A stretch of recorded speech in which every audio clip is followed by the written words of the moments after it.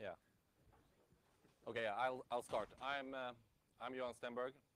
I did Google Summer of Code for Eotrellis this summer and stayed on contributing to Eotrellis throughout the winter. And I'm going to talk about the Geotiff file format and how I implemented a reader for Eotrellis in Scala. So Andrew asked how many of you were developers, and every one of you raised your hand. So if you work with the JVM, how do you read GEOTIFFS? So you have a few options, right? You have the GEDO, the Geospatial CLib, which is fast because it's in C. And then you have GeoTools, which also is a Geospatial library in Java. And we don't really know, like, how does stuff run on JVM? We don't know. It could be fast, it could be slow. So why don't Geotrellis just use one of these options? Well, because currently, when I started, we actually used GeoTools. But that's a rather large dependency for only reading GeoTIFF files and shape files, so we wanted to implement our own. We could use the GeoJava bindings, but they're hard to install. And yeah, I haven't actually made it work on my computer. And it's kind of the go-to raster file format Eotrellis. Rob mentioned it, and we're using it a lot. And we try to make things, every possible bottleneck at Eotrellis should be actually as fast as possible. So we try to optimize and benchmark everything. I'm going to show you some benchmarks later. So what is the Geo? Everyone knows what Geotiff is, right? Okay, maybe, yeah, okay. Someone knows it. So it's an extension to the TIFF file format. And the TIFF file format is an image format from Adobe. And it actually adds geospatial metadata to an image. For example, you could add like the CRS and the bounding box through custom tags. So are these hard to read? Is it a good format? Yeah, in comparison to the TIFF file format, I like the extension. The bounding box is easy to read. It's just a matrix or whatever. But the CRS, I'm not a geospatial person, so I didn't know there were anything else than lat long before like this summer. So, so I don't understand what I'm doing, so I actually checked the GL source code. And I turned it into a Proj4 string and just threw it to the Proj4j library, which is a really great library. And then we get the actual CRS. And then there's all the compressions in the TIFF file format. There's quite a lot of them, and we are now supporting the Huffman, the CCIT 3 and 4, and the packbits, which are only bytes, and then the LCW and zip compressions, which we use zip for Rob's code. So now I'm going to show you some benchmarks of like how can we make it run on JVM? How does it look like? And I have a disclaimer, so if and when you get mad, you can. Yeah, they are ran on my MacBook Air 2012, 8 gigabytes of RAM. They're conducted with Caliper, which is a micro benchmarks library from Google. And with micro benchmarks, you have to look at the relative speed between the runs of the different libraries. You can't look at the actual speed because your machine is different from mine. And the GL is read through the Java bindings into Eotrellis rasters, which essentially means that we're just like copying arrays. And the GeoTools is also read into Geotrellis arrays. So if we read a large uncompressed raster, which is 1500 by 1350 and a float with 32 bits, 4 bytes, we see here that the Geotrellis reader is actually doing pretty good compared to GEDO.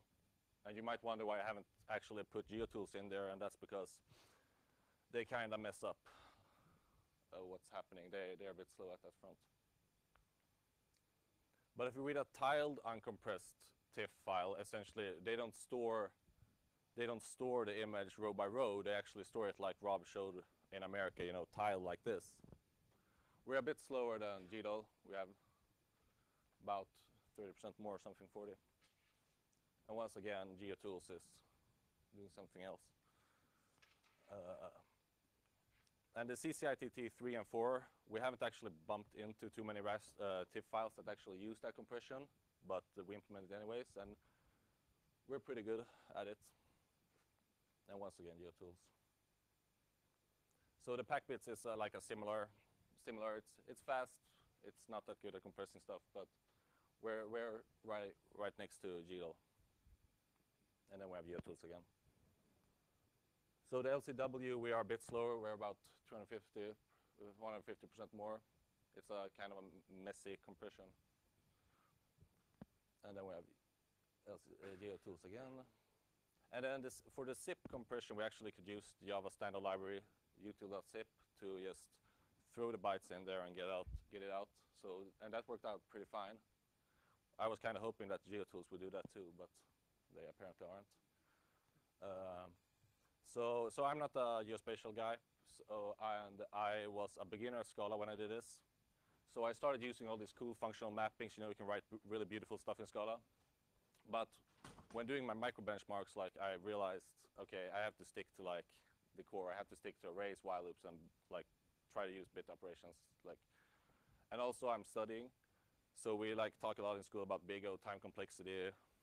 But when you come to a point when it's just linear, it's just linear. You just run through it, and therefore the micro benchmarks help me to gain a few milliseconds. So in the future, it seems like it's a done format. The format has been out for so long, but there's a bunch of different compressions. We want to have JPEG too, but that's a hard thing to implement. I didn't find anything open source that worked. I haven't looked too hard either, actually. We need to keep up to date with custom tags. So GDAL actually adds no data tags, which aren't in a specification. So we try to read them too. S3 does the same thing. Also, if you remember, I told that GeoTools, we use that for a shapefile reader.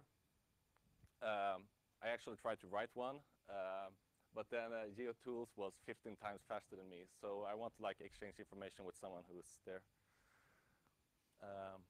So, thanks.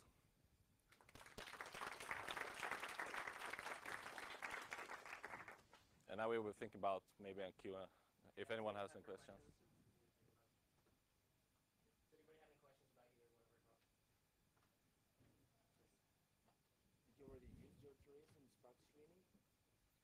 Not Spark streaming, no. We've had some interest about that.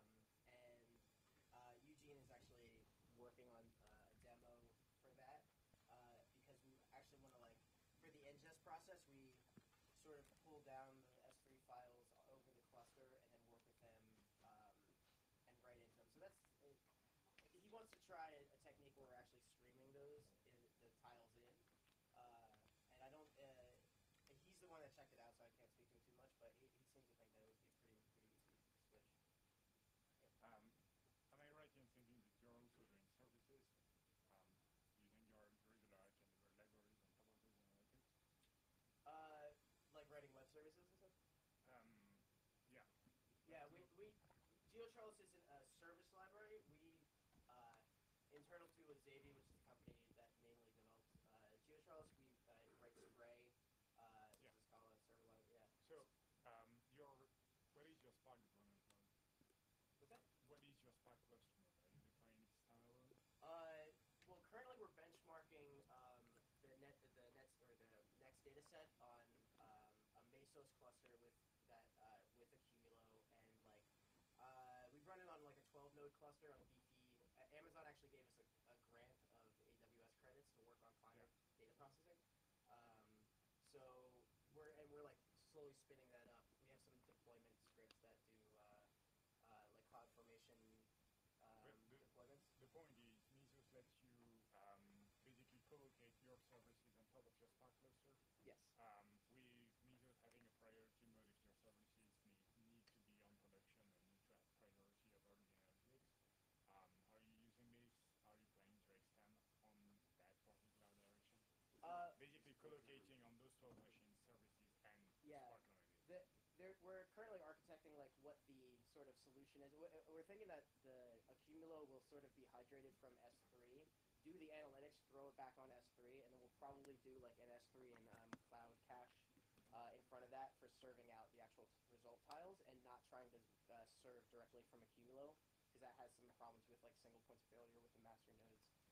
Or doing something like Cassandra. There's a couple different options of what we're actually going to do as far as serving these tiles in an available way. Right now we're concentrating on doing the analytics over the entire data set. How are you testing this for scale? I mean, on your local machine you use 30 gigs, but in this cloud you don't want to break production. Yeah, we don't have any production right now. Oh, okay. Yeah. So Xavier, we're mainly funded by grants. So we get grants from SBRI and the Department of Energy for doing this climate work, and then AWS gives us credits for doing this stuff, and it's Xavier sort of funds the project. And Digital Globe has contributed the code to Geotrellis. I think they're using it internally. So I'm not sure exactly how they use it, but we don't have any production systems to break, which is kind of nice. Yeah. Yeah. Yeah. Yes. So one reason for Geotiff maybe is quite slow, but Geotiff, of course, is they have all these horrible special rules for importing when you've got like a South Pole or a North Pole view and it has to be spread over tiles. Is that something you've tried, sort of like large? Could you ask the question again? Sorry. So one reason GeoTools is quite slow sometimes importing is because it's got all these really complex rules for dealing with the North and the South Pole, where you've got a polar view on a low level problem. Yeah. And you have to like then split it over the tiles and Yeah. What we are doing is so yeah, what we're doing is we read a tile, right? And like the result should be like an array of the type, the cell type of the tile. So for example, CRS, the reading of the CRS is read into like this format, which pretty much